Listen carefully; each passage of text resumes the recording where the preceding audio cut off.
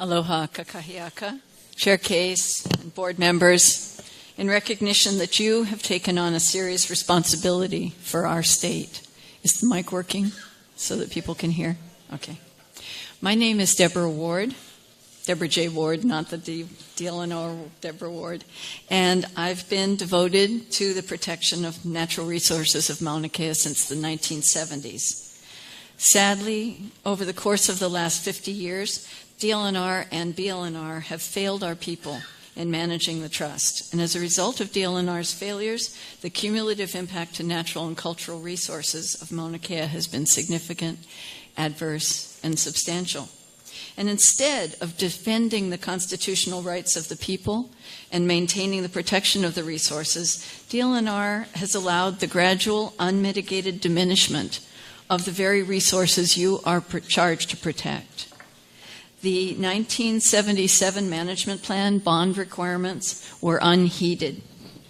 The conditions imposed in the board-approved management plan in 1985 were ignored by both DLNR staff and by the university staff.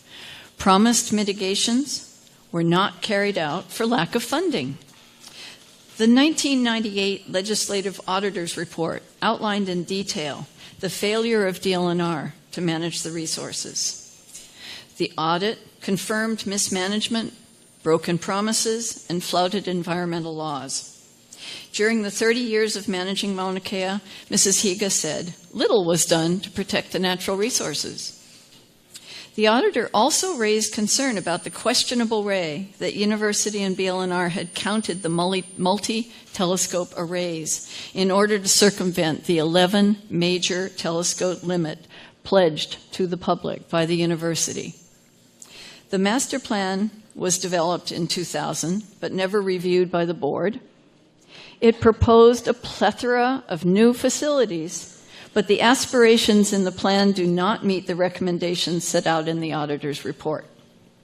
The plan notes that funding for management remained a source of mystery, even as the plan unfolded. And I quote, in the master plan, the lessee stated, the auditor's report identified many problems that require changes, but did not identify sources of financing to implement the changes. In any case, management responsibilities must be funded, but potential sources are contributions from the astronomy facilities, appropriations within the University of Hawaii or DLNR, and fees from commercial activities. I ask you, isn't it the board's responsibility to make sure that the funding for the management is available just as the funding for building the telescopes is available? It is not optional to ignore the conditions that you have mandated. In 2002, the federal court found that the lessee's environmental assessment for the Keck outriggers did not adequately address cumulative impact for the telescope development. So UH, the lessee, then developed an NEPA EIS that found significant adverse and substantial cumulative impact had occurred to cultural and natural resources as a result of telescope development.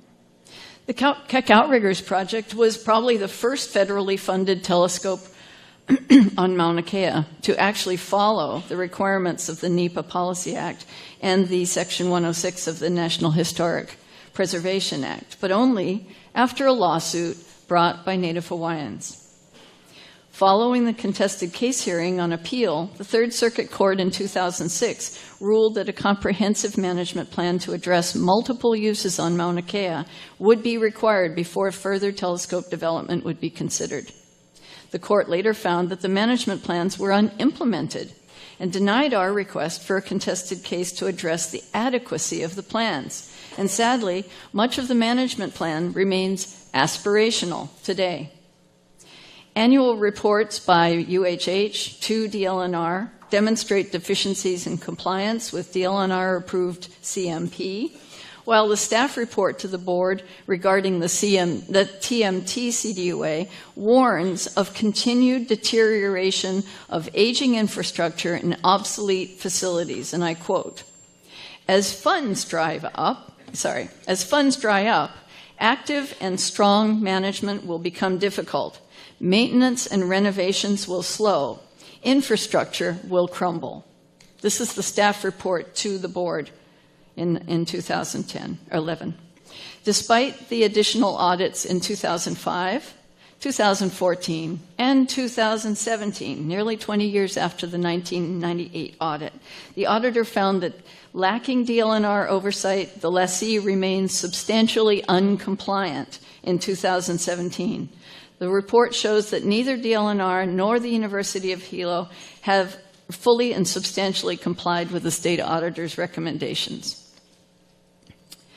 While the TMT EIS, which was developed 8 years ago now, acknowledged the cumulative damage to resources as a result of telescope and infrastructure development, and acknowledged the incremental additive impact that would be caused by the TMT, the mitigations proposed do not address the existing impact, nor do they address the direct impact of the proposed facility on the natural and cultural resources. Moreover, during the last 2 years, DLNR has lost 4 lawsuits upholding the due process and civil rights of Native Hawaiians, starting with the December 2015 Supreme Court decision vacating DLNR's CDUA for the TMT, and then followed by 3 lower court rulings, one voiding DLNR's emergency access rules during the TMT protests, one voiding several do-care arrests of Native Hawaiians trying to protect their mountain from desecration, and one vacating DLNR's consent of the TMT's UH-issued sublease. Why is it that the courts must step in to fix reversible errors committed by DLNR? Board members, how does all of this affect your decisions going forward? You have the Kuleana, reflecting your oath to uphold the Constitution and the laws of the state, to follow the rules set forth. You must affirmatively protect the public trust, the rights of Native Hawaiians, and the public. You must make your decision based on the ability of a proposed project to meet and address the 8 criteria. If the applicant has not provided credible evidence that it meets the requirements, the project must be denied. The area where TMT is sited is half a mile to 3/4 of a mile away from the area that has an array of facilities. The area proposed for new development is minimally disturbed. It is not close to existing infrastructure. It's on a geologic substrate that is not previously developed, in an ecosystem that contains flora and fauna not found in previously developed Summit Ridge, in an area with unobstructed view plane, and a vast array of historic properties in a designated historic district, impacting a traditional cultural property. How can these things be approved? The University of Hawaii at Hilo has not met the burden of demonstrating that its proposed land use meets the criteria for protection of cultural and natural resources in the Conservation District.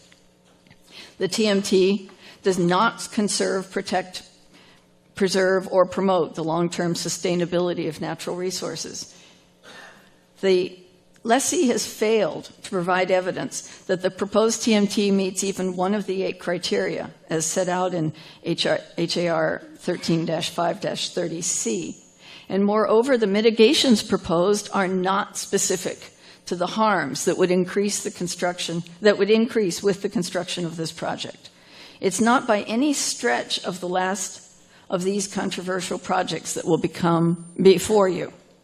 DLNR is participating in extreme cart before the horse failure to address the future of current telescopes and the eventual decommissioning of the land-based telescopes already in place.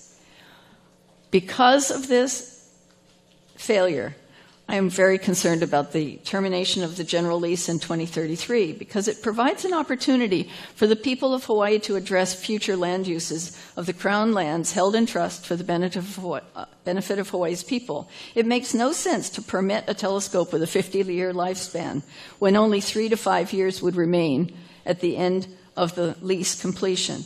This lease extension should not be resolved without a full and open disclosure, and DLNR must not grant yet another permit that would make unfounded assumptions, putting the cart before the horse once again. It's time that DLNR and BLNR affirm the rights of the beneficiaries of the public trust that are paramount. And carrying capacity of the mound has been exceeded already. The hospitality, which has once been extended, has been abused. The management has failed to address the concerns of the right holders of the public trust, and this CDUA must be denied. Further, without waiving any of our positions and objections, should the board nonetheless decide to grant a CDUP, a request for stay of execution of the CDUP pending appeal is hereby requested. Thank you for this opportunity to present testimony.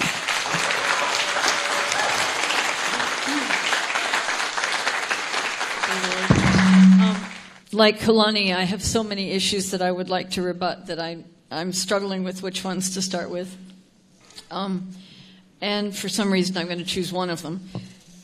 And that is that you have been told that there will be substantial lease rent paid as a result of this project.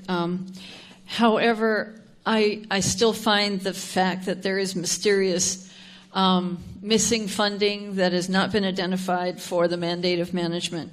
And this management is unfunded because there's a failure of the board to address the last 50 years of lack of appropriate management. And who's to say what compensation is appropriate for this rent? At this point, it seems that the developer has actually proposed a certain amount of rent, but there has been no fair market rent assessed by an independent assessor. What other forms of income does the university or DLNR have in order to appropriately manage the land? There are a massive number of fees paid by tourists for commercial tours that go up the mountain.